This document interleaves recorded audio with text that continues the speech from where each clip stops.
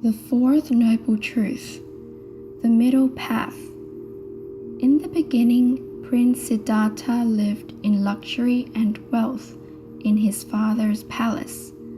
After he renounced his privileged life and became a wandering monk, he experienced the hardship and difficulty of a life with nothing. He spent years torturing his mind with hard thoughts and solitude, and starved his body, enjoyed no comforts, and suffered all the experiences of a life without belongings.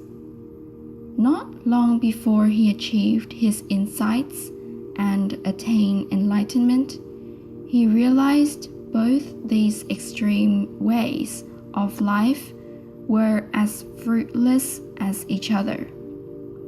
He realized that the true way to happiness was to avoid these extremes, to follow a moderate way of life. He called this way of living the middle path. Buddhists describe the three ways of life by comparing them to strings of a lute. The loose string is like a life of careless indulgence and makes a poor note when played. The tight string is like a life of extreme hardship and denial, producing another bad sound when played, and worse, likely to snap at any moment.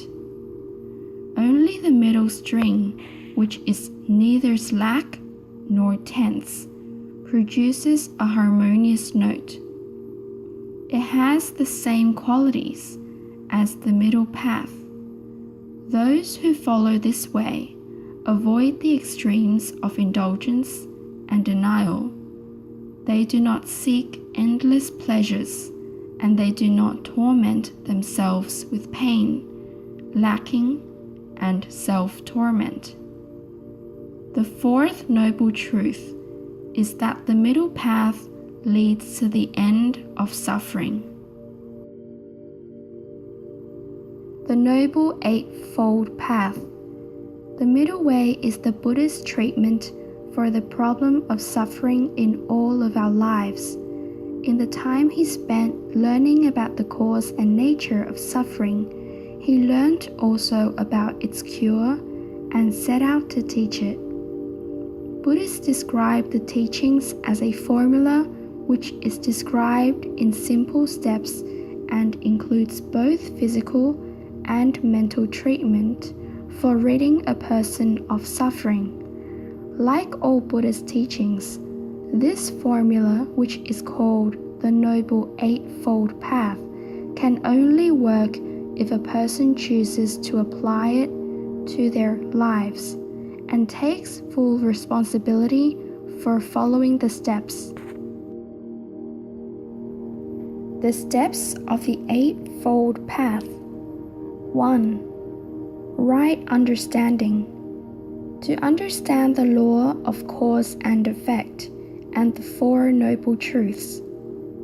2. Right attitude. Not harboring thoughts of greed and anger. 3. Right speech. Avoid lying, gossip, harsh speech, and tale-telling. 4. Right action. Not to destroy any life, not to steal or commit adultery. 5. Right livelihood. Avoiding occupations that bring harm to oneself and others. 6. Right effort. Earnestly doing one's best in the right direction. 7. Right mindfulness. Always being aware and attentive. 8. Right concentration. To making the mind steady and calm in order to realize the true nature of things. Following the Eightfold Path. Following the Eightfold Path leads ultimately to a life free of suffering. This is the fruit the most dedicated follower of the teachings might hope to enjoy. However, along the way to this goal, the Eightfold Path helps Buddhists in other ways. The path develops character and personality by showing the way to live a virtuous life, then to cultivate concentration, develop wisdom, and finally to blossom into an individual complete with compassion and wisdom, one of the highest qualities of a human being in Buddhism. The path is specifically aimed at developing behavior, mind, and knowledge, and the 8 steps are divided into those 3 ways of practice. The Noble Eightfold Path: good conduct, right speech, right action, right livelihood, mental development, right effort, right mindfulness, right concentration, wisdom, right attitude, right view. Good conduct. The power of speech is a unique gift of man. It is a power which, when properly used, helps to bring harmony, happiness, and wisdom. If it is abused, it can bring ignorance, delusion, pain, and deceit. Right speech is about controlling the abuse of speech and cultivating its best potentials. Students of the Eightfold Path learn to control their words.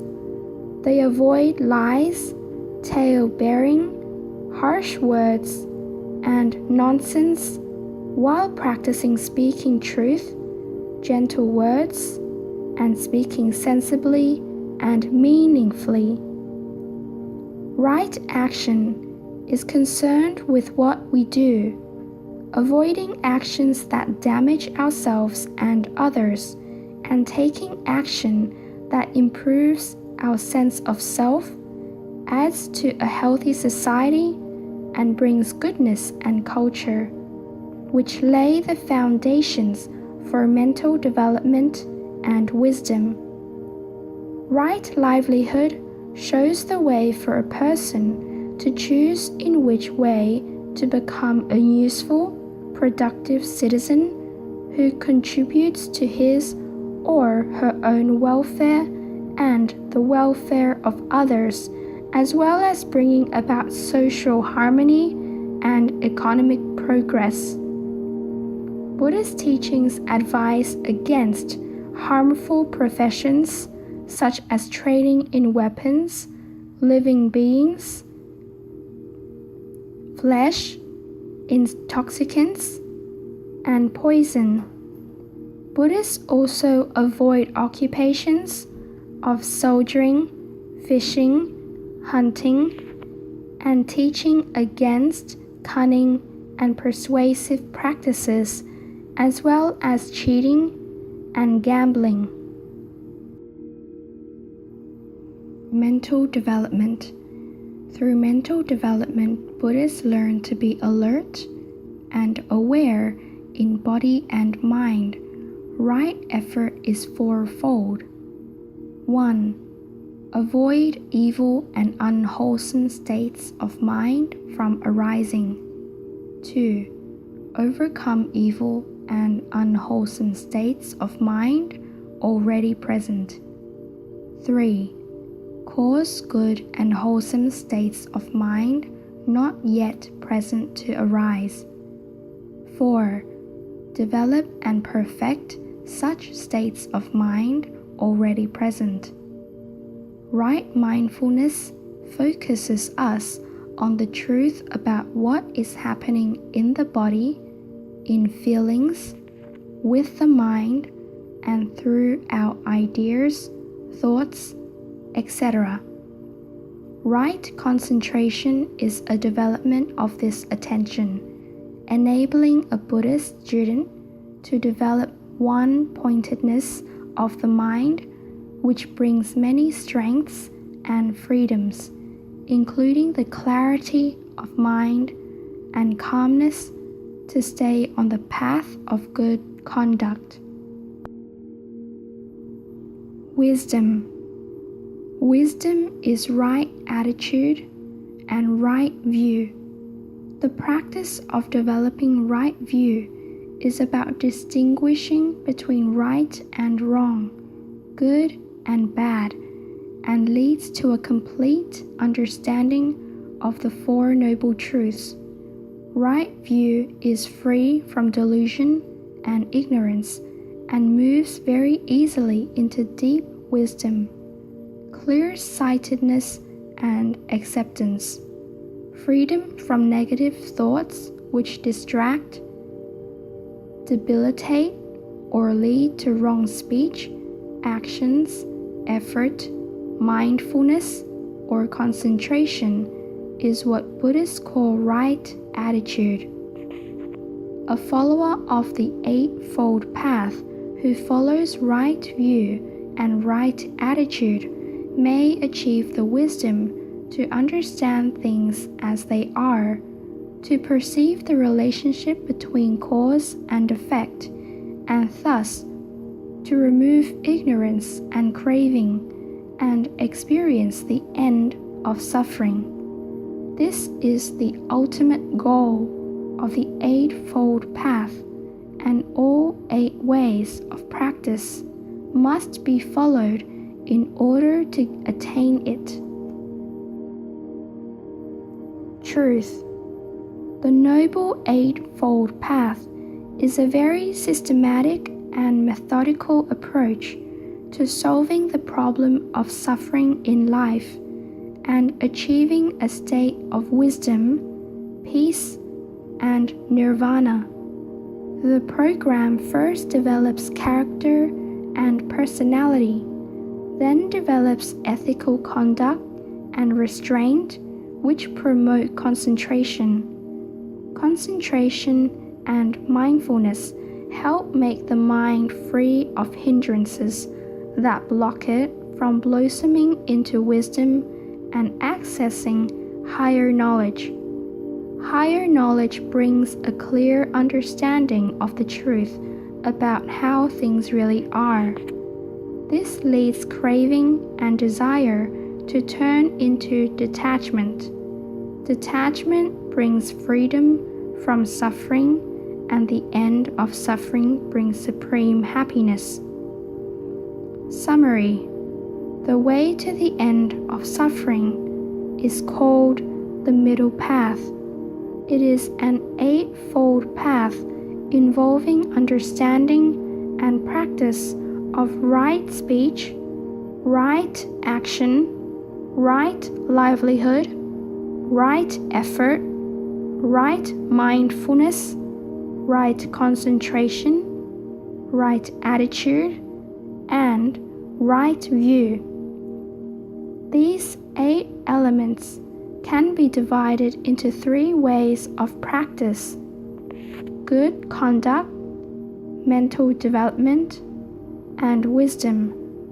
The goal of the Noble Eightfold Path is to bring a true understanding of the Four Noble Truths and deliver their ultimate teaching, the end of suffering. Thank you everyone for listening until the very end. This is Voice by L. Woodson.